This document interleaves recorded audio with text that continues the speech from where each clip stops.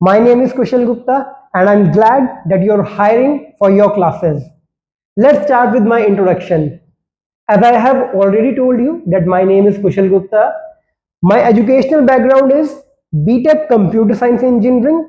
Apart from that, I have given CAT exam in which I opted for University Business School, Punjab University, in which I got MBA General, but I dropped out to start my own business. I have been teaching to the students of class 9th and 10th since 2017. As you can see, I am bilingual. I can speak Hindi and English. मैं हिंदी में भी comfortable हूँ students को पढ़ाने के लिए और English में भी कंफर्टेबल हूँ स्टूडेंट्स को टीच करने के लिए. Recently, I have also started my YouTube channel with the name of Kushal Gupta Shorts. So if I talk about my current status, I am running my own classes and now I will discuss about the topics which I am going to give you for my demo. Alright, आज की demo class के लिए हम 5 topic discuss करने वाले हैं. सबसे पहला टॉपिक होगा हमारा ह्यूमन हार्ट, जो क्लास 10 बायो के चैप्टर लाइफ प्रोसेस में से है. Then concave mirror, convex mirror के रूल्स और किस तरीके से इमेज फॉर्मेशन हम करते हैं वो आपका डिस्कस होगा फिजिक्स के क्लास 10th में चैप्टर लाइट से. देन केमिकल बॉन्डिंग, केमिस्ट्री के क्लास 10th का जो टॉपिक है. अब इसमें मैंने चैप्टर इसलिए नहीं लिखा है क्योंकि केमिकल बॉन्डिंग में आयोनिक बॉन्ड और कोवेलेंट बॉन्ड ये दो पार्ट हम डिस्कस करेंगे जो अलग अलग चैप्टर के पार्ट हैं.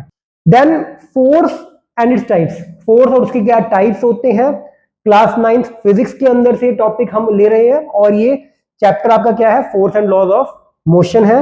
और लास्ट टॉपिक जो हम डिस्कस करेंगे matter and its state, class 9th chapter 1 chemistry matter.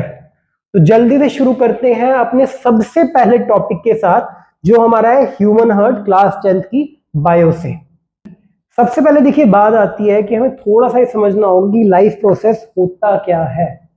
कह रहा कि सर हम लाइफ में अपनी जो भी काम कर रहे हैं जैसे न्यूट्रिशन, खाना खाना, रेस्पिरेशन, सांस लेना,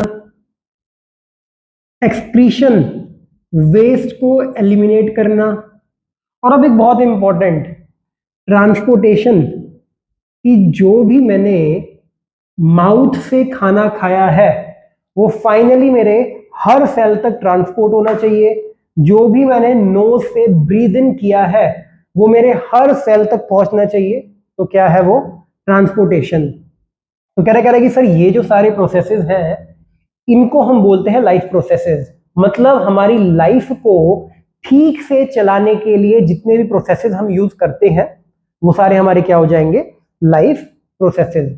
अब इसके अंदर हम लोगों ने बात आज डिस्कस करनी है ट्रांसपोर्टेशन सिस्टम की. और ट्रांसपोर्टेशन सिस्टम के अंदर हम बात करेंगे ब्लड सर्कुलेटरी सिस्टम की, जिसके अंदर सबसे इंपॉर्टेंट जो टॉपिक हमारा कवर होता है वो होता है हमारा ह्यूमन हार्ट. तो इस सारी चीज की हम बात करेंगे अब हम आगे अपने टॉपिक के अंदर. अब देखिए अगर हम बात करते हैं अपने ब्लड सर्कुलेटरी सिस्टम की तो इसके अंदर हमारा सबसे पहले जो इंपॉर्टेंट पार्ट कवर होता है वो हमारा होता है ब्लड वेसल्स. तो अगर हम ब्लड वेसल्स की बात करते हैं हमारी 3 तरह की ब्लड वेसल्स होती हैं, आर्टरीज, वेन्स, कैपिलरीज. अब इनका काम क्या होता है, क्योंकि डायरेक्टली ह्यूमन हार्ट से रिलेटेड है तो इसलिए मैं आपको इनकी थोड़ी सी डिटेल बता रहा हूं ताकि आपको ह्यूमन हार्ट का टॉपिक समझने में आसानी हो. कह रहा सर सबसे पहले अगर हम बात करते हैं अपनी आर्टरीज की, कह रहा कि ये ऐसी ब्लड वेसल्स हैं जो ब्लड को हार्ट से दूर लेके जाती हैं. ठीक है जी, ब्लड को हार्ट से दूर लेके जाती है, ये आपकी क्या हो जाएंगी, आर्टरीज. दूसरी क्या है हमारी, वेन्स. कह रहा कि सर ये वो है जो सारे के सारे ब्लड को हार्ट की तरफ लेके जाती है कि हार्ट की तरफ कुछ काम कराना होगा इन्होंने तो ये क्या करती हैं, हार्ट की तरफ ब्लड को सारे को लेके जाती हैं.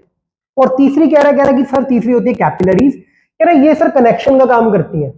कह रहा इनके अंदर जो भी ब्लड होता है ये छोटी छोटी ट्यूब्स जैसी होती है और इनका मेन काम क्या होता है कि इनके अंदर जो भी ब्लड होता है ये आर्टरीज और वेन्स इनके अंदर अपने ब्लड को सारे को डाल देती है। ठीक है जी। तो अभी अपने को ये समझना जरूरी था। क्यों समझना जरूरी था? क्योंकि ह्यूमन हार्ट में ये वाले वर्ड्स यूज होंगे, इनकी बातें यूज होंगी, तो इसलिए अपने को इनके बारे में पता होना चाहिए था। तो अब जल्दी से मूव करते हैं अपना ह्यूमन हार्ट पे कि ह्यूमन हार्ट क्या चीज है, और उसको फिर डिटेल में डिस्कस करते हैं। तो अब हम बात कर रहे हैं अपने ह्यूमन हार्ट की। आपको डायग्राम क्लियरली दिख रहा है ह्यूमन हार्ट का। तो अब अगर हम इसकी बात करते हैं तो पहले बेसिक बात कर लेते हैं। तो आपकी जो एक मुट्ठी होती है, अगर आप उसको टाइटली बंद कर लो तो जो साइज आपकी मुट्ठी का होगा उतने ही आपके ह्यूमन हार्ट का साइज होता है। और अगर हम बात करते हैं इसके वेट की, तो लगभग 300 ग्राम्स तक आपका जो हार्ट का, अगर हम उसको वेइंग मशीन पे रखेंगे तो वेट इसका आएगा। अब बात करते हैं कि सर हार्ट किन पार्ट्स में डिवाइड है या किस तरीके से हार्ट काम करता है, उस सारी चीज की अब हम बात डिस्कस करेंगे। तो कह रहा है कि जो हमारा हार्ट है वो 4 चैम्बर्स, जिनको आप समझ सकते हो 4 पार्ट्स, इनके अंदर वो डिवाइड होता है। तो अगर हम बात करते हैं वो चैम्बर्स क्या है, कह रहा है कि 2 हमारे अपर चैम्बर्स होते हैं और 2 हमारे लोअर चैम्बर्स होते हैं। कह रहा कि सर अगर हम बात करते हैं अपर चैम्बर्स को, तो उनको हम बोलते हैं एट्रियम, और अगर हम बात करते हैं अपने लोअर चैम्बर्स को तो उनको हम बोलते हैं वेंट्रिकल्स। तो ब्लड की सप्लाई कैसे हो रही है अपने को ये समझना है। कह रहा अगर आप ध्यान से देखें, ये जो ऊपर वाला पोर्शन है ये आपका एक है एट्रियम, एक साइड का, ऐसे ही दूसरी साइड जो है ये वाला है वो आपका क्या है, दूसरा एट्रियम। तो जो राइट साइड था उसको हमने क्या नाम दे दिया है, राइट एट्रियम। जो लेफ्ट साइड है उसको नाम क्या दे दिया है, लेफ्ट एट्रियम। अब आगे आती है बात वेंट्रिकल्स की। कह रहा कि सर ये नीचे वाला साइज, ये कंप्लीट जो बड़ा साइज हमारा आ रहा है, इसको हम क्या बोल रहे हैं, वेंट्रिकल। राइट एट्रियम के नीचे क्या होगा आपका, राइट वेंट्रिकल। ऐसे ही लेफ्ट एट्रियम के नीचे हमारा क्या होगा, लेफ्ट वेंट्रिकल। अब बात आती है कि सर हमने डिस्कस किया था आर्टरीज, वेन्स, कैपिलरीज, तो उनका यहां पे क्या यूज हो रहा था। तो अगर आप बड़े ध्यान से देखते हो, आपको यहां पे दिख जाएगा एक वर्ड लिखा है वेना केवा। कह रहा सर ये वेना केवा क्या होता है। कह रहा कि जो सबसे बड़ी वेन होती है, बिगेस्ट वेन, उसको एक नाम दे रखा है, उसका नाम क्या है जी आपका, वेना केवा। तो वेना केवा क्या करती है, जितना भी ब्लड होता है आपकी पूरी बॉडी में, कैसा ब्लड होता है, जो आपका डीऑक्सीजनेटेड ब्लड होता है, एक ऐसा ब्लड जिसके अंदर आप चाहते हो कि ऑक्सीजन ऐड होनी चाहिए, ठीक है जी, उस सारे ब्लड को लेके आती है बॉडी से, अपर बॉडी से, ऊपर की साइड से देखो यहां से आ रहा है फ्रॉम अपर बॉडी, और इधर आपका आ रहा है फ्रॉम लोअर बॉडी, और ये सारा का सारा ब्लड आपका एंटर कर जाता है आपके इस पर्टिकुलर राइट एट्रियम में। अब जब ब्लड की क्वांटिटी इस राइट एट्रियम के अंदर इंक्रीज होनी शुरू हो जाती है, तो ये इस पर्टिकुलर पॉइंट में, इस पर्टिकुलर एरिया पे प्रेशर डेवलप करना स्टार्ट कर देता है। तो कह रहा कि सर जब ये इस पर्टिकुलर एरिया पे प्रेशर डेवलप करता है तो ये पर्टिकुलर एरिया ओपन हो जाता है, और ये पर्टिकुलर एरिया को हम बोलते क्या, इसको हम बोलते हैं जी वॉल्व। कह रहा कि ये सर वॉल्व ओपन हो जाती है। जैसे ही ये वॉल्व ओपन हो जाती है तो ब्लड क्या होता है आपका, राइट एट्रियम से कहां एंटर कर जाता है जी आपका, राइट वेंट्रिकल के अंदर। और कह रहा है कि फिर सर ये राइट एट्रियम से जो राइट वेंट्रिकल में पहुंचा है, तो ये इधर से इधर, ये देखो एरो को फॉलो करते रहो, इधर से ये एरो जा रहा है, ये भी एरो आ रहा है, ये यहां पहुंच गई वॉल्व पे, वॉल्व पे पहुंच गए, ब्लड एंटर हो गया राइट वेंट्रिकल के अंदर।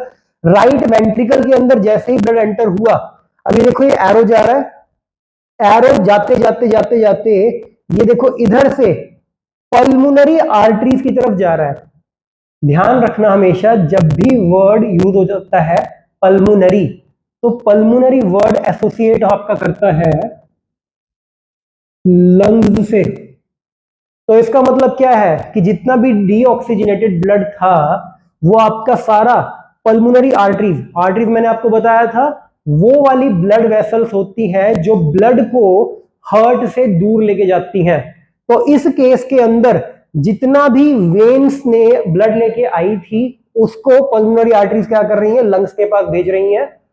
और अगर आप ध्यान से देखो ये पूरी एक सर्कुलेशन हो चुकी है, ब्लड पूरा एक बार हार्ट में रोटेट करके एक बार एंटर हुआ, ठीक है जी, और उसके बाद पल्मोनरी आर्टरी में चला गया। क्यों जा रहा है? ताकि उसके अंदर ऑक्सीजन ऐड हो सके। तो जो ये एक आपकी सर्कुलेशन हुई है, ये आपका हाफ पार्ट है आपका हार्ट का जो ये काम कर रहा है।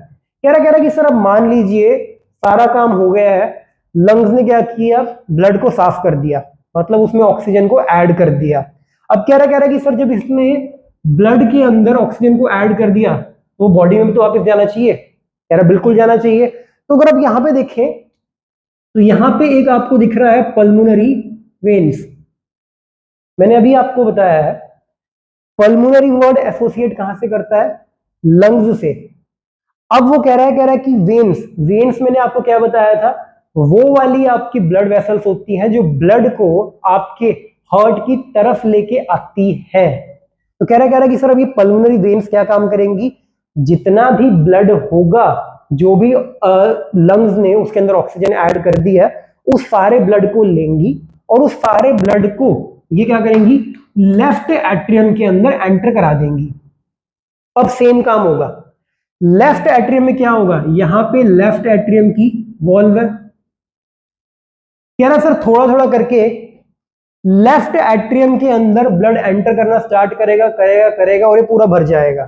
कह रहा सर जब ये पूरे का पूरा पार्ट फिल हो चुका है, उस पर्टिकुलर सिचुएशन के अंदर जो ये हमारी वॉल्व होएगी, ये क्या हो जाएगी, अगेन ओपन हो जाएगी। अब अगर ये ओपन हो गया तो जितना भी ब्लड इधर एक्स्ट्रा था, जो इस तरफ बहुत ज्यादा प्रेशर क्रिएट कर रहा था, वो क्या होएगा, नीचे लेफ्ट वेंट्रिकल के अंदर जाना स्टार्ट कर देगा।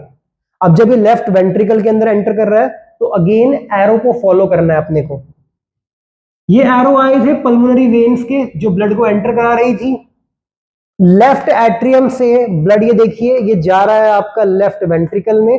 अब यहां पे देखिए कि यू शेप्ड एरो लग रहा है हमारा, इसकी हेल्प से ये जो येलो पोर्शन है उसको फॉलो करेंगे, ये इधर जा रहा है तो ये इधर जाके ये बाहर निकल रहा है, कहां से, एओर्टा। कह रहा है आपसे ये एओर्टा क्या चीज है, कह रहा है कि जो सबसे बड़ी आर्टरी होती है, लार्जेस्ट आर्टरी, उसको हम क्या बोल देते हैं, एओर्टा। अब कह रहा है कि सर जितना भी ऑक्सीजनेटेड ब्लड था ये इधर से एंटर करके एओर्टा जो हमारी लार्जेस्ट आर्टरी है उससे क्या हो रहा है, ये पूरी बॉडी में ट्रांसफर हो जाएगा। तो ऑक्सीजनेटेड ब्लड एओर्टा से पूरी बॉडी के अंदर चला जाएगा। तो ये दो सर्कुलेशन हो गई। तो इसके अंदर हम क्या बात करेंगे कि ये हमारा क्या था, डबल सर्कुलेशन। और डबल सर्कुलेशन की अगर हम बात करते हैं तो ये काफी बार आपके बोर्ड के एग्जाम में ये क्वेश्चन रिपीट हुआ है कि डबल सर्कुलेशन क्या होता है। तो अगर हम बात करते हैं तो हमने पहले समझा कि ब्लड वेसल्स हमारी क्या थी इस पर्टिकुलर टॉपिक के लिए, आर्टरीज थी। सर आर्टरीज वो होती हैं जो ब्लड को लेती हैं और हार्ट से दूर फेंकती हैं, ठीक है जी। उसके बाद हमने दूसरी बात करी थी कि हमारी वेन्स क्या होती हैं। तो कह रहा है सर वेन्स एक ऐसी ब्लड वेसल्स है जो ब्लड को लेती हैं और वो क्या करती हैं, वो हार्ट की तरफ फेंकती हैं। अब कह रहा है कि सर इन सब का यूज हो गया हमारा, चार चैम्बर्स थे हमारे हार्ट के, उन चारों चैम्बर्स के अंदर ब्लड चला गया, ऑक्सीजनेटेड और डीऑक्सीजनेटेड दो सर्कुलेशन हो गई, बॉडी के अंदर सारा काम हो गया। कह रहा सर इस सारे काम में हार्ट क्या कर रहा था, हार्ट का मेन काम क्या होता है, पंप करना। कि जो भी ये सारा काम है आपकी बॉडी के अंदर ब्लड फ्लो कर रहा है, ये प्रॉपर फ्लो करता रहे, इसका जो प्रेशर है ना तो बहुत ज्यादा बढ़े ना बहुत कम बढ़े, प्रॉपर तरीके से पंपिंग का काम चलता रहे, पंप होता रहेगा, ऑक्सीजनेटेड डीऑक्सीजनेटेड ब्लड अपना बॉडी के अंदर रोटेट होता रहेगा। तो ये हमारा ह्यूमन हार्ट का डबल सर्कुलेशन, ब्लड वेसल्स, ये सारा कुछ हमने आज के जो हमने फर्स्ट पार्ट था हमारा डेमो क्लास का, बायो का, ह्यूमन हार्ट का टॉपिक, उसमें डिस्कस किया है। कोई भी डाउट हो तो प्लीज पूछना जरूर। हाँ जी, सेकंड पार्ट की तरफ आ रहे हैं जो हमने लाइट चैप्टर के अंदर इमेज फॉर्मेशन होगी बाय कनकेव मिरर, उसके क्या रूल्स होते हैं उनको डिस्कस करना है। चार रूल्स हैं बड़े सिंपल से, ठीक है जी। सबसे पहले एक हल्का सा आपको याद दिला रहा हूं कि अगर हम बात करते हैं अपने कनकेव मिरर की तो वो कौन सा पार्ट होता है और कन्वेक्स अपना कौन सा होता है। तो मैंने आप लोगों को वैसे ही बता रखा है कि आपको सिंपल सा करना है, अपना हैंड को लेना है और हैंड को ऐसे बनाना है, आपको सी की शेप में बनाना है। अगर आपका पॉलिश्ड सरफेस जहां से रिफ्लेक्शन होगी वो ये वाला है, अंदर वाला है, और बाहर आपका ओपेक कर रखा है हमने, बाहर आपका डार्क कर रखा है, तो ये आपका कनकेव मिरर है। तो वही आपको जो पुराना बता रखा है ध्यान रखना है कि ये वाला हिस्सा अपना क्या हो गया है जी, कनकेव मिरर का हो गया है। और अगर हमारा पॉलिश्ड सरफेस बाहर वाला है, ठीक है जी, और अंदर की साइड ओपेक है, वो हमारा कन्वेक्स है। तो कनकेव की हेल्प से हम चारों के रूल्स को भी हम यहाँ पे डिस्कस कर रहे हैं। सबसे पहला अगर हम रूल बात करते हैं तो हमारा क्या है, कह रहा है कि पहले एक बार थोड़ी टर्म्स को याद दिला देता हूं मैं आपको कि ये हमारा कनकेव मिरर बन गया, और जो हमारा सेंटर होता है एक पूरे मिरर का उसको हम बोल देते हैं पोल, जिसको हम पी से रिप्रेजेंट करते हैं। उसके बाद एक सीधी लाइन ड्रॉ होती है इस पी के अक्रॉस, जिसको हम क्या बोल देते हैं जी, प्रिंसिपल एक्सिस। ये हमारी प्रिंसिपल एक्सिस हो जाएगी। और अगर हम आगे बात करते हैं तो हम सबसे पहला केस क्या ले रहे हैं कि सर हमारी एक रे आई जो पैरेलल है हमारी प्रिंसिपल एक्सिस के।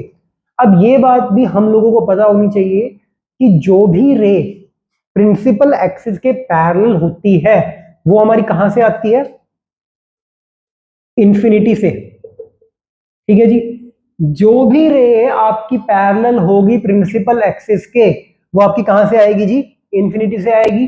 तो इन्फिनिटी से जब एक पैरेलल रे आई तो जैसे ही ये मिरर को टच करी वो क्या होएगी, आपकी रिफ्लेक्ट होएगी, और रिफ्लेक्ट होके कहां से निकलती है जी, फोकस से पास होती है। तो ये अपना रूल नंबर 1 था कि पैरेलल रे आएगी प्रिंसिपल एक्सिस से, पैरेलल रे आएगी जो प्रिंसिपल एक्सिस के पैरेलल है, वो क्या होएगी, जैसे मिरर को स्ट्राइक करेगी फोकस से पास हो जाएगी। तो ये चारों रूल में से जो पहला रूल था हमारा वो हमारा डन हो गया है। अब बात करते हैं अपने सेकंड रूल की। कह रहा है कि सर अगर हम सेकंड रूल की बात करते हैं तो ये बिल्कुल अपोजिट है हमारे रूल 1 के। ठीक है जी, कह रहा है सर अब मान लो एक रे आ रही है, अब ये रे सर ऐसे आई है कि पहले ये सिर्फ फोकस से पास हुई, और जैसे ही ये फोकस से पास हुई और उसके बाद ये मिरर को स्ट्राइक करती है तो सर ये पैरेलल हो जाएगी। तो अगर आप नोट करो रूल 1 में क्या था, सर पैरेलल थी और क्या हो गया था, फोकस से पास हो रही थी। रूल नंबर 2 में क्या हो रहा है, सर फोकस से डायरेक्टली पास होके आ रही है और क्या हो जाएगी, प्रिंसिपल एक्सिस के पैरेलल हो जाएगी। तो रूल नंबर 1 और रूल नंबर 2 एक दूसरे के अपोजिट है, तो इस तरीके से आप उनको आसानी से याद कर सकते हो। रूल नंबर 3 की तरफ चलते हैं। कह रहे सर अगर रूल नंबर 3 की बात करते हैं तो कोई भी रे अगर बिल्कुल सीधा सेंटर ऑफ कर्वेचर से पास होती है, कि सेंटर ऑफ कर्वेचर से सर ये आ रही है, तो कह रहा है कि सर ये जैसे मिरर को स्ट्राइक करेगी तो रिफ्लेक्ट होके ये वापस उसी रास्ते से वापस चली जाएगी, मतलब वो अपने रास्ते को रिट्रेस करती है, जहां से आई वहीं से वापस। ठीक है जी, ये सबसे आसान रूल है, सिंपल है कि सीधी रे आई, ये एरो देखो ये क्या इंडिकेट कर रहा है कि सर इधर से रे आई, स्ट्राइक करी, उसके बाद एरो वापस चला गया है। ठीक है, एरोज मैंने आपको बता ही रखे हैं, एरोज बहुत इंपॉर्टेंट होते हैं। अगर आप एरोज नहीं बनाओगे तो बोर्ड में कोई नंबर नहीं मिलने वाला है। ठीक है, सारा डायग्राम बना दोगे, सब बढ़िया कर दोगे, बट अगर एरोज ही नहीं होंगे तो टीचर को यही नहीं पता चलेगा कि रे कहां से आ रही है और कहां जा रही है। तो इसलिए एरोज बहुत ज्यादा इंपॉर्टेंट होते हैं।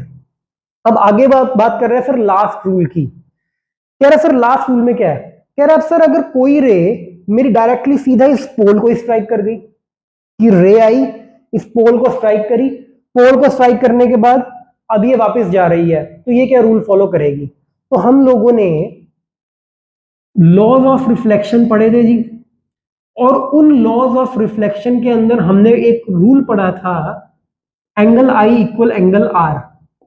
हमने ये बात पढ़ी थी कि सर अगर हम एक रे को इंसिडेंट करते हैं एक प्लेन पे और उस पर्टिकुलर पॉइंट पे जहां पे वो रे स्ट्राइक कर रही है वहां पे हम एक नॉर्मल बना देते हैं।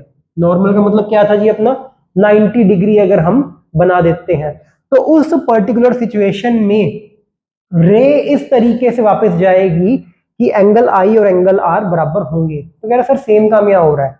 कह रहा कि ये पॉइंट ऑफ इंसिडेंस है, और ये हमारा क्या हम मान रहे हैं, प्लेन है। यार अब इस पर्टिकुलर पॉइंट पे जो हमारी ये प्रिंसिपल एक्सिस है, ये प्रिंसिपल एक्सिस हमारा सेम काम कर रही है नॉर्मल वाला, मतलब 90 डिग्री वाला।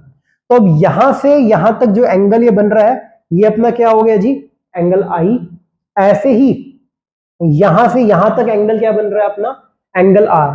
तो इस केस में क्या हो गया, angle I equal angle R हो गया है, angle of incidence equal angle of reflection हो गया है, और ये अपना क्या हो गया है, फोर्थ रूल। ठीक है जी, यहां तक कोई भी डाउट है एक बार आप नोट कर लो, देख लो, कुछ भी होगा तो हम फिर से डिस्कस कर लेंगे। हमने रूल तो डिस्कस कर लिए हैं, अब बात कर रहा है, कह रहा है कि सर इन 4 रूल्स में से मुझे कैसे इमेज बनानी है। कह रहा है इमेज वहां पे बनती है जहां पे मिनिमम 2 रेज इंटरसेक्ट करती हैं।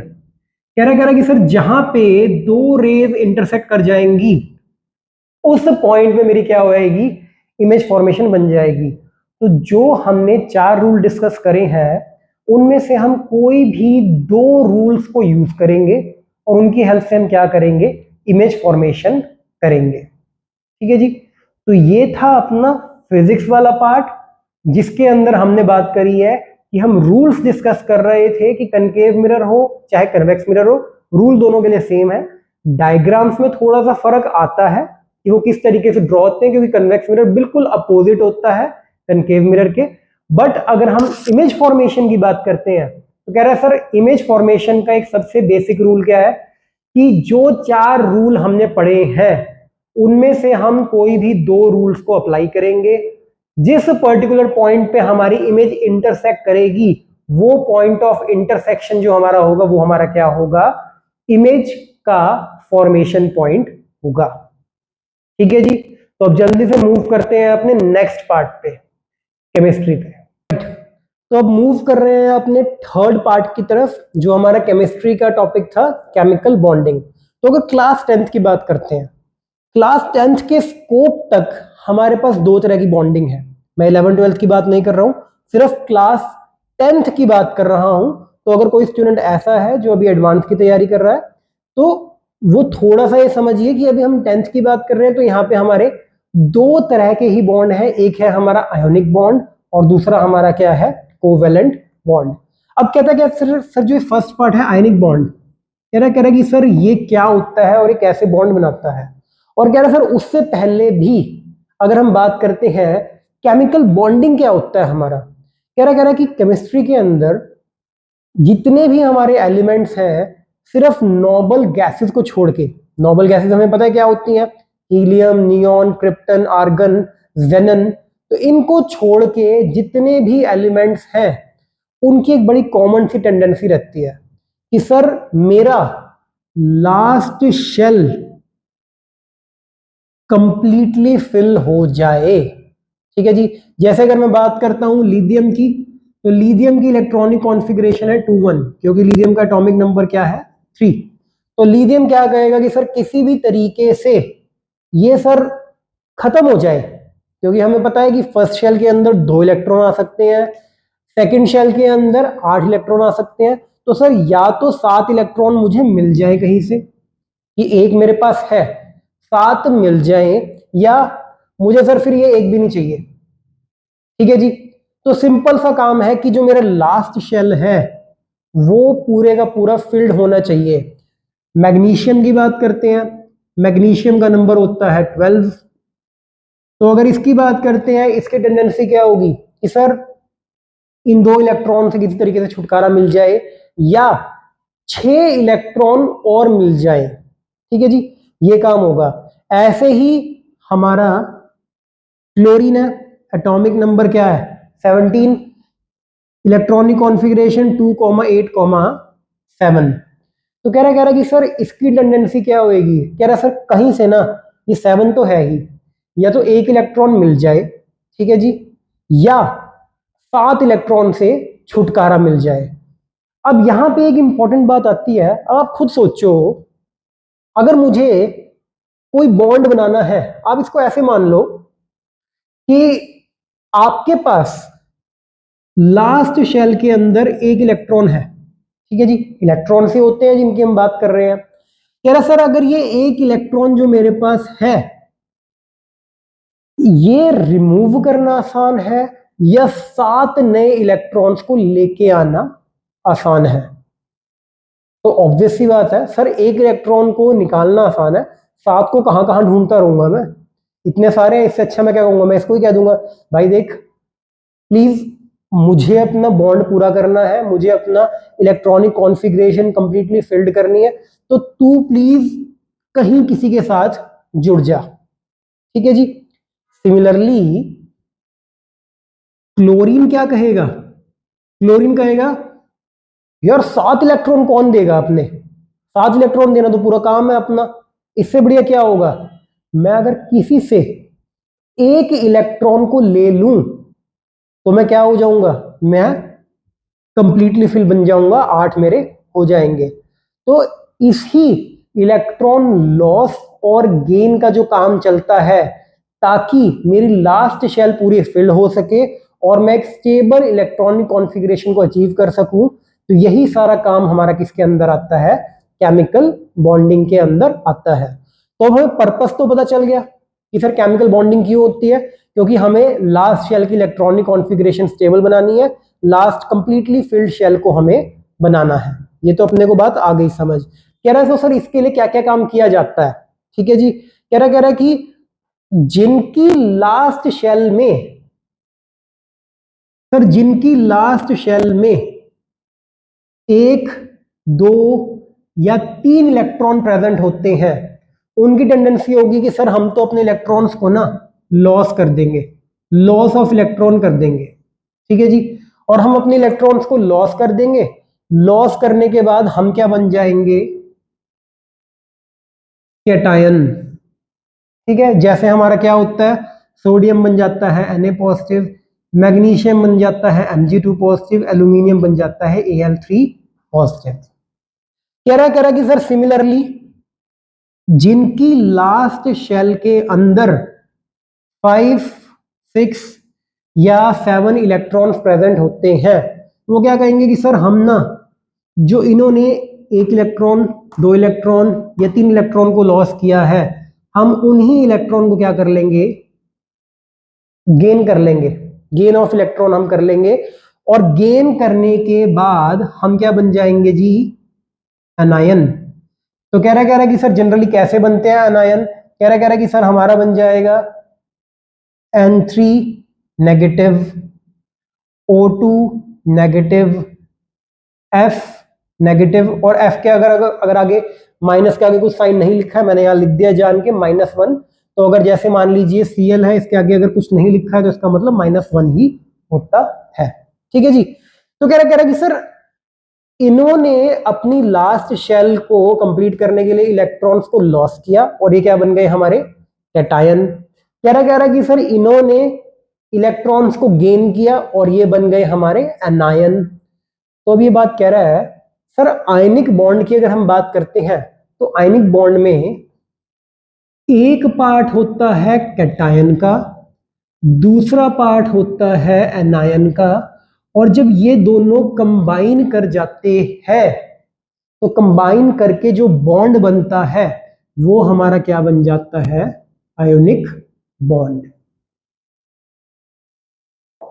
ठीक है जी, लॉस ऑफ इलेक्ट्रॉन की, कैटायन बन गए, गेन ऑफ इलेक्ट्रॉन हुई, एनायन बन गए, दोनों को कंबाइन किया, कैटायन प्लस एनायन, ये क्या करेंगे, क्या बना लेंगे, आयनिक बॉन्ड। ठीक है जी, अब थोड़ा सा और डिस्कस करते हैं इस आयनिक बॉन्ड के बारे में। कह रहा सर अगर हम अपने आयनिक बॉन्ड की बात करते हैं तो इसका बेस्ट एग्जांपल दिमाग में आता है कि सर मेरे पास सोडियम है, सोडियम की इलेक्ट्रॉनिक कॉन्फ़िगरेशन होती है 2,8,1, 11 एटॉमिक नंबर होता है, तो पहली शेल में 2 आ गए, अगली में 8 आ गए और लास्ट शेल में 1 इलेक्ट्रॉन आ गया। तो कह रहा है सर इसने तो क्या काम किया, Na पॉजिटिव प्लस इलेक्ट्रॉन ये केस बना लिया। ठीक है जी, दूसरे वाले ने क्या काम किया, क्लोरीन ने जो इलेक्ट्रॉन सोडियम ने लॉस किया था, ठीक है जी, उसी इलेक्ट्रॉन को गेन कर लिया और ये क्या बन गया, Cl नेगेटिव। अब अब कह रहा है कि सर हमने ये भी पढ़ रखा है छोटी क्लासेस के अंदर, जो अपोजिट चार्ज होते हैं वो एक दूसरे को क्या करते हैं भाई, फोर्स ऑफ अट्रैक्शन शो करते हैं।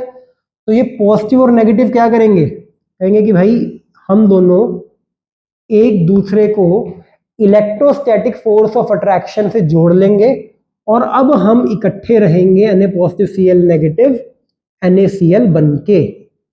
ठीक है जी। तो जो हमारा बॉन्ड ये यहां पे बना है, ये हमारा क्या है जी, आयोनिक बॉन्ड। डन है भाई यहां तक? ठीक है जी। इलेक्ट्रोस्टैटिक फोर्स ऑफ अट्रैक्शन होता है इनके बीच में, और जो इलेक्ट्रोस्टैटिक फोर्स ऑफ अट्रैक्शन होता है वो बहुत ज्यादा स्ट्रांग होता है इनके बीच में। डन है जी। ठीक है। अब आगे बात करते हैं, क्या सर ये सारा तो हो गया, यार सर जब आप आयनिक बॉन्ड की बात कर रहे थे ना, आपने ये कहा था कि जिसकी लास्ट शेल में 1, 2 और 3 इलेक्ट्रॉन है वो तो क्या करता है, लॉस कर देता है अपने इलेक्ट्रॉन को। जिसकी शेल में 5, 6, 7 है वो गेन कर देता है इलेक्ट्रॉन को। कह रहा सर यहां पे ना वो तो रह ही गया जिसकी शेल के अंदर लास्ट शेल में 4 इलेक्ट्रॉन प्रेजेंट है। ठीक है। कह रहा सर मान लीजिए जैसे हमारा कार्बन है, कार्बन की अगर हम इलेक्ट्रॉनिक कॉन्फ़िगरेशन की बात करते हैं तो वो है 2,4। ठीक है जी। तो कह रहा सर इसकी लास्ट शेल में जब ये 4 है, ये क्या करेगा, कह रहा सर ये गेन करेगा या लॉस करेगा।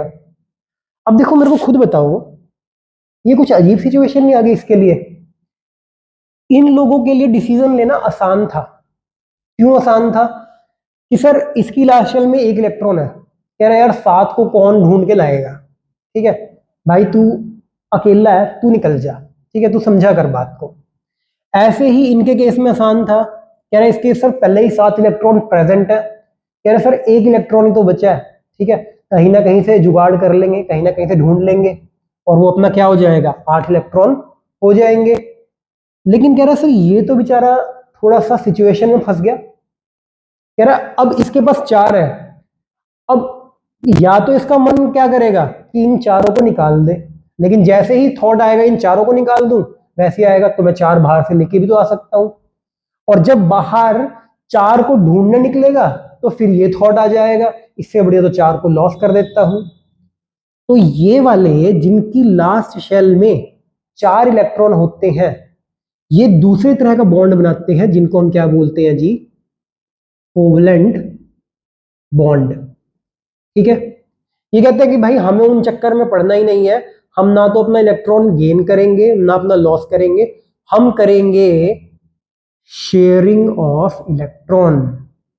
ठीक है, एक तरीके से ये मान लो पार्टनरशिप वाला काम करेंगे। कह रहा है सर कैसे, वो देखते हैं। कह रहा है अब मान लो हमारे पास कार्बन है, कह रहा सर कार्बन की इलेक्ट्रॉनिक कॉन्फ़िगरेशन है 2,4। अब कह रहा है कि सर इसके पास 4 इलेक्ट्रॉन खाली हैं, अब इसको क्या चाहिए, 4 मोर इलेक्ट्रॉन चाहिए फॉर स्टेबल इलेक्ट्रॉनिक कॉन्फ़िगरेशन। ऐसे ही हमारे पास है हाइड्रोजन। कह रहा है हाइड्रोजन के पास है 1 इलेक्ट्रॉन, क्योंकि हाइड्रोजन का एटॉमिक नंबर कितना होता है, 1 होता है। तो इसके केस में इसको सिर्फ 1 ही और इलेक्ट्रॉन चाहिए। और ये बात पता है ना कि 1 क्यों चाहिए, क्योंकि जो पहली शेल होती है उसमें सिर्फ 2 इलेक्ट्रॉन डबलेट पूरा करना होता है, पूरा का पूरा 8 इलेक्ट्रॉन नहीं करना होता, वो नेक्स्ट वाले केसेस में करना होता है 8 इलेक्ट्रॉन वाला। ठीक है जी। तो कह रहा कि सर अब ये दोनों थोड़े एक जैसे से हो गए। ये बेचारा अगर अपना 1 इलेक्ट्रॉन लॉस कर देता है, ठीक है, तो ये तो 0 पे ही आ जाएगा, H पॉजिटिव बन जाएगा। और कह रहा है ये अगर बेचारा 4 इलेक्ट्रॉन वाला, तो वो मैंने आपको सारी कहानी बताई है। अब ये दोनों आपस में डिस्कस कर रहे थे, कह रहा भाई हम ऐसा नहीं कर लें, हम इलेक्ट्रॉन्स को ना शेयरिंग कर लेते हैं। कह रहा कि भाई कैसे करेंगे शेयरिंग। तो हाइड्रोजन ने बात कही कि अगर मैं अपने जैसे 4 हाइड्रोजन्स को तुम्हारे साथ अटैच करवा दूं तो हम सबका काम बन जाएगा। कह रहा सर कैसे बन जाएगा सबका काम, देख लेते हैं अभी कैसे, ये क्या दिमाग लगा रहा है हाइड्रोजन हमारा। हाइड्रोजन और कार्बन की क्या कहानी है? कह रहा है कि सर हमने कार्बन के ना जो 4 इलेक्ट्रॉन्स थे उनको उसके सिंबल के अक्रॉस ऐसे लिख दिया। कह रहा है और जो भी हाइड्रोजन के पास 4 इलेक्ट्रॉन थे उनको हमने इस तरीके से यहां पे लिख दिया। और क्लैरिटी के लिए क्या करते हैं, हाइड्रोजन वाले के ना क्रॉस बना देते हैं ताकि आप लोग कंफ्यूज ना हो। ठीक है, तो कार्बन के जो इलेक्ट्रॉन हो गए वो डॉट्स बन गए, हाइड्रोजन के पास जो एक एक इलेक्ट्रॉन था वो क्रॉस बन गया। अब हाइड्रोजन ने ये बात कही कार्बन को, कह रहा भाई तू ये वाला इलेक्ट्रॉन ऐसे करके मेरे साथ शेयर कर ले, तो एक तेरे वाला हो गया एक मेरे वाला हो गया, मेरे तो 2 हो गए। और जैसे ही इसने कही तो इसके सारे जितने भी साथी थे उनको भी ये बात जम गई। कह रहा हाँ भाई ये तरीका ठीक है, हम सारे तो क्या हो जाएंगे, डबलेट बना लेंगे और हमारा तो इलेक्ट्रॉनिक कॉन्फ़िगरेशन अचीव हो जाएगा। तो कार्बन ने कहा कि भाई देखो, अगर तुम मेरे साथ इलेक्ट्रॉन शेयर करना चाहते हो तो मुझे भी तुम्हें अपने इलेक्ट्रॉन का हिस्सा देना पड़ेगा।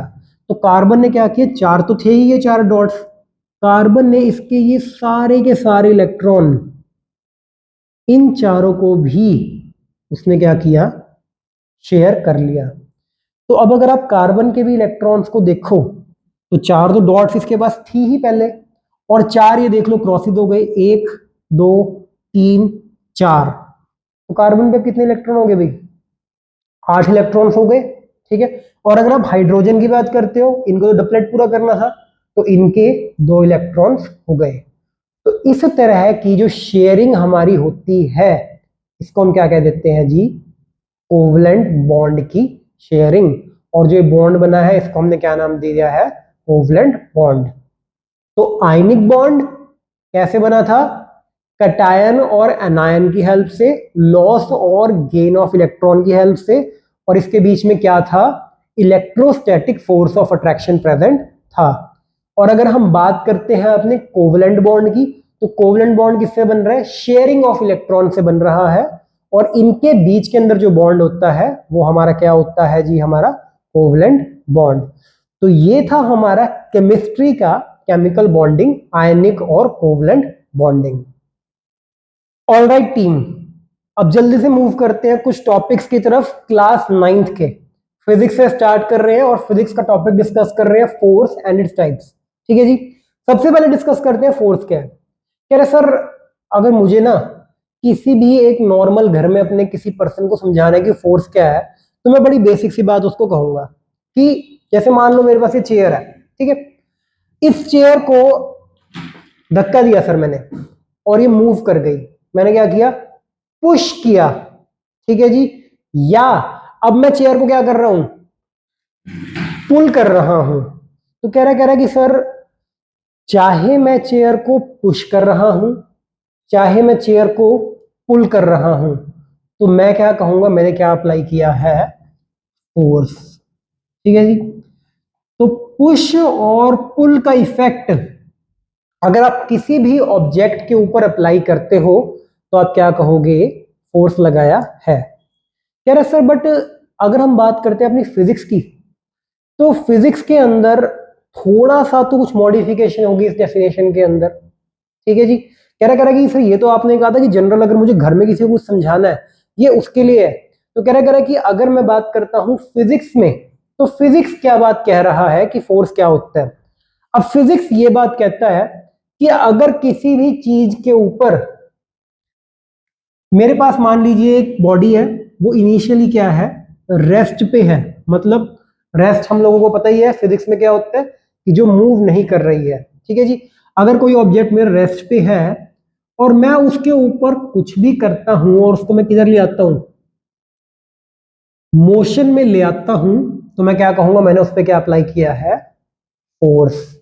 कह रहा सर एग्जांपल, कह रहा सर सिंपल सा है, अब ये चेयर है, ठीक है जी, अब ये मूव नहीं कर रही है, ये मैंने इसको ऐसे कर दिया, ये हल्की सी क्या हो गई थी, मूव करना स्टार्ट कर दिया था, तो रेस्ट से मैंने कहां पे लिया है इसको, मोशन पे। ठीक है, कह रहा है और क्या कहती है फिजिक्स, कह रहा है मान लो कोई एक चीज मोशन में है और उसको मैं क्या करूं, मैं रेस्ट पे ले आऊं, तो कह रहा है कि सर वो भी मेरी चीज क्या होगी, अगेन फोर्स मैंने अप्लाई उस पर किया है। कह रहा है सर इसका एग्जाम्पल क्या है? देखो क्रिकेट तो अब आप लोग सब देखते ही हो। कह रहा है सर सिंपल सा चीज थी कि क्रिकेट के अंदर एक बॉलर ने बॉलिंग करी और विकेट कीपर ने उस बॉल को होल्ड कर लिया, रोक लिया। तो क्या काम था? बॉलर ने जब बॉलिंग करी थी तो बॉल किसमें थी? मोशन में, ठीक है। जब विकेट कीपर ने अपने ग्लव्स से उस बॉल को होल्ड किया तो वो किसके अंदर आ गई? रेस्ट में। तो विकेट कीपर ने बॉल के ऊपर कुछ क्या अप्लाई किया है? फोर्स अप्लाई किया है। कह रहा है सर एक और एग्जांपल यहीं पे सेम आता है क्रिकेट वाला। कह रहा है कि बॉलर ने बॉल करी, वो एक पर्टिकुलर डायरेक्शन में जा रही थी, मोशन में तो थी लेकिन वो स्ट्रेट लाइन के अंदर जा रही थी, ठीक है। अब कह रहा है सर शुभमन गिल बैटिंग कर रहा था, तो शुभमन गिल ने क्या किया? उस बॉल की डायरेक्शन को चेंज कर दिया। बॉल जा रही थी इधर स्ट्रेट, उधर उसने क्या किया? एक अपना लेग ड्राइव मारी और लेग ड्राइव से 4 हो गया अपना बाउंड्री की तरफ। तो चलो 4 रन तो मिल ही गए शुभमन गिल को, लेकिन अगर आप लॉजिक समझो, बॉल मोशन में तो है, डायरेक्शन चेंज हो गई। अब ऑब्वियस सी बात है भाई, इतनी अच्छी अगले ने लेग ड्राइव मारी है तो लेग ड्राइव से क्या हुआ है? डायरेक्शन चेंज हुई है। तो इस बार फोर्स ने क्या काम किया है?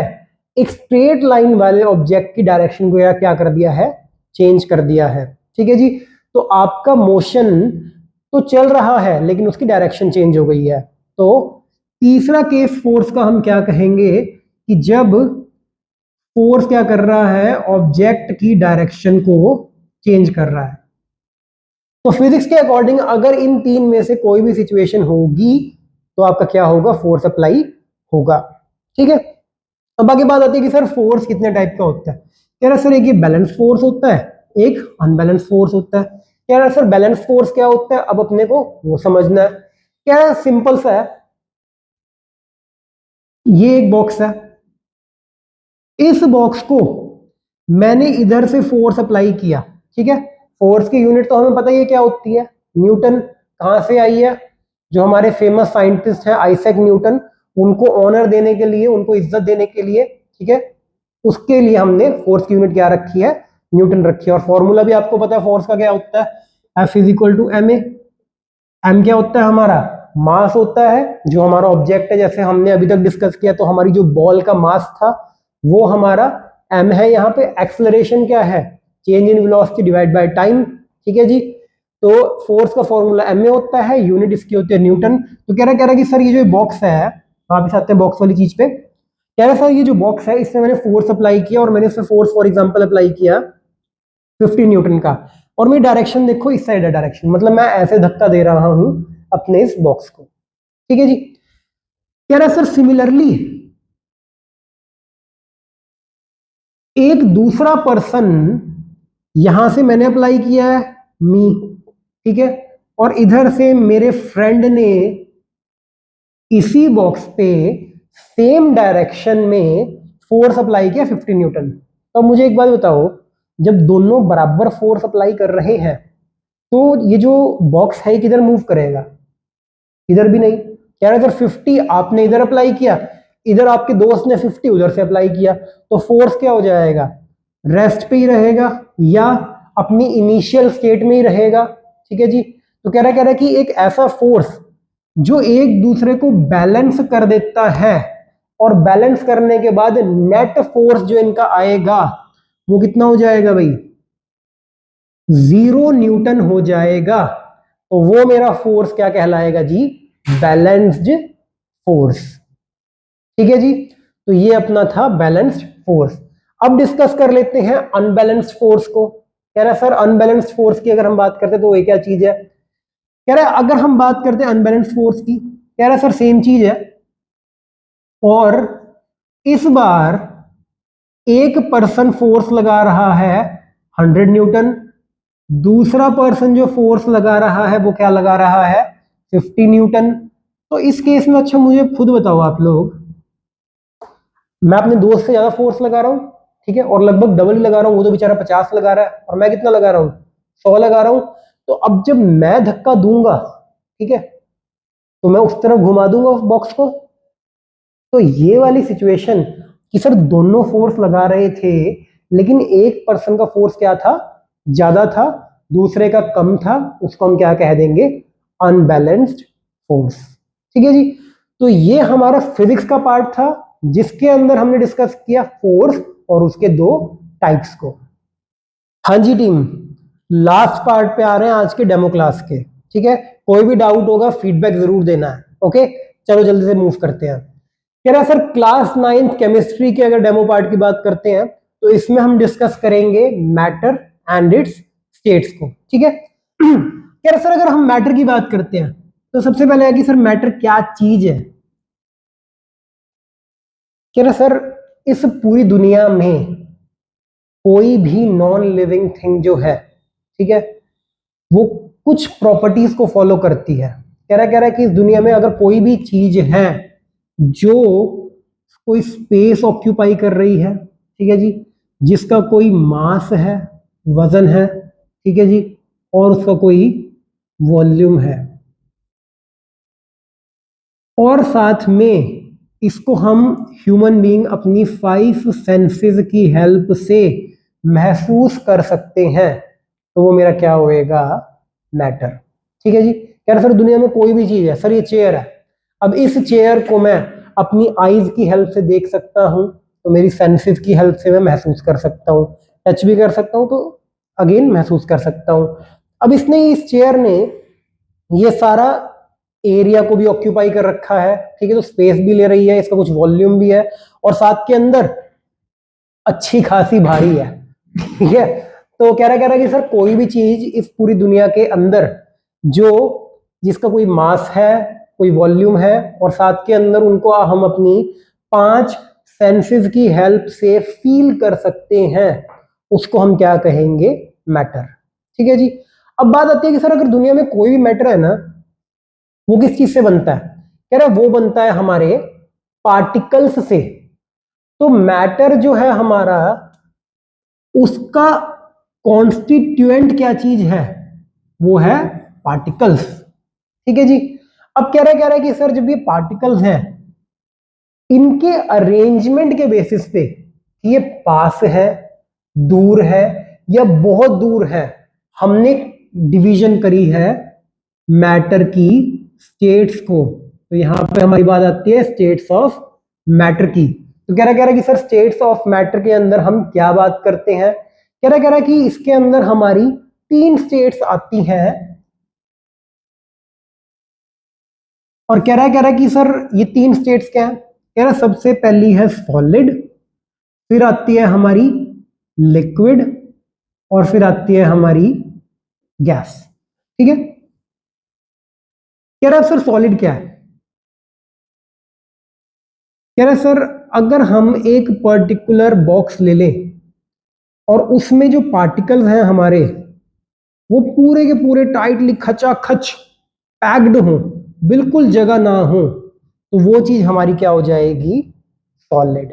ठीक है, कह रहा सर अगर हम सेम बॉक्स ले लें और उस सेम बॉक्स के अंदर जो पार्टिकल्स हैं वो थोड़ा थोड़ा दूर है, ना तो वो पूरा टाइटली पैक्ड है और ना वो पूरा ही बहुत ज्यादा दूर है, थोड़े थोड़े डिस्टेंस पे है, तो हम उसको क्या कहेंगे, लिक्विड स्टेट ऑफ मैटर। और कह रहे सर अगर सेम बॉक्स में पार्टिकल इतने दूर है कि उसके अंदर से मेरा पूरे का पूरा हाथ तक पास हो सकता है, ठीक है जी, तो वो मेरा क्या हो जाएगा, गैसियस स्टेट ऑफ मैटर। ठीक है, अब कुछ स्टूडेंट ऐसे भी हैं जो ये कहेंगे कि सर मुझे स्कूल के अंदर ना टीचर ने बताया है कि जी एक और स्टेट ऑफ मैटर होते हैं जिसको हम बोलते हैं बीईसी, बोस आइंस्टाइन कंडेंसेट। तो डेफिनेटली ये स्टेट ऑफ मैटर होती है, बट ये एक्सपेरिमेंटल लेवल पे है। ठीक है, ये अभी आपको बोर्ड के अंदर सिर्फ ये क्वेश्चन आ जाएगा कि, सॉरी बोर्ड के अंदर तो क्वेश्चन आएगा ही नहीं, अगर आपके स्कूल के टीचर ने आपको डाल रखा है बीईसी, बोस आइंस्टाइन कंडेंसेट, तो वो ये पूछ लेगा कि इसकी फुल फॉर्म क्या है, ये 1 नंबर के अंदर एमसीक्यू में आ जाएगा। बट इसके ऊपर हमारे पास 9th में कोई भी डिटेल्स नहीं है, तो आप बिना किसी टेंशन के आप ये पढ़ सकते हो कि भाई ये हमारी 3 सॉलिड लिक्विड गैस के बेसिस पे ही हमें ज्यादा क्वेश्चन आएगा। इसके अलावा एक और स्टेट आती है हमारी, प्लाज्मा आती है। वो भी अगेन आपको कोई टेंशन लेने की जरूरत नहीं है। तो मैं सिर्फ उन स्टूडेंट्स के लिए बता रहा हूं जिनको ऐसा लगता है कि सर ये हमें स्कूल में कराया था, इनकी डिटेल्स बता दो। तो 9th में टेंशन लेने की जरूरत नहीं है, इनकी डिटेल्स नहीं आएंगी। ठीक है जी। तो मैटर अपने को समझ आ गया कि मैटर क्या होता है, कि कोई भी चीज जिसका कोई मास है, वॉल्यूम है और अपनी 5 सेंसेस से हम महसूस कर सकते हैं, वो अपना मैटर हो जाएगा। मैटर किस चीज से बनता है? पार्टिकल से बनता है। अब पार्टिकल्स के अरेंजमेंट में हमारी 3 स्टेट्स ऑफ मैटर आती है, सॉलिड, लिक्विड और गैस। सॉलिड पूरे टाइटली पैक्ड पार्टिकल्स, लिक्विड थोड़ा स्पेस, गैसेस काफी ज्यादा स्पेस। ठीक है। तो ये थी अपनी केमिस्ट्री की क्लास 9th की एक basic matter and it's states के बारे में। ब्लैक टी शर्ट मैंने पहले ही पहन रखी है, तो बस जल्दी से आप इसके ऊपर अपना लोगो लगा दीजिए और मुझे भी अपनी टीम में ऐड कर लीजिए। ठीक है। Thank you so much. काफी अच्छा लगा आपने जो ये अपॉर्चुनिटी दी है। तो जल्दी से फीडबैक शेयर कीजिए और टीम में ऐड कीजिए। Thank you so much.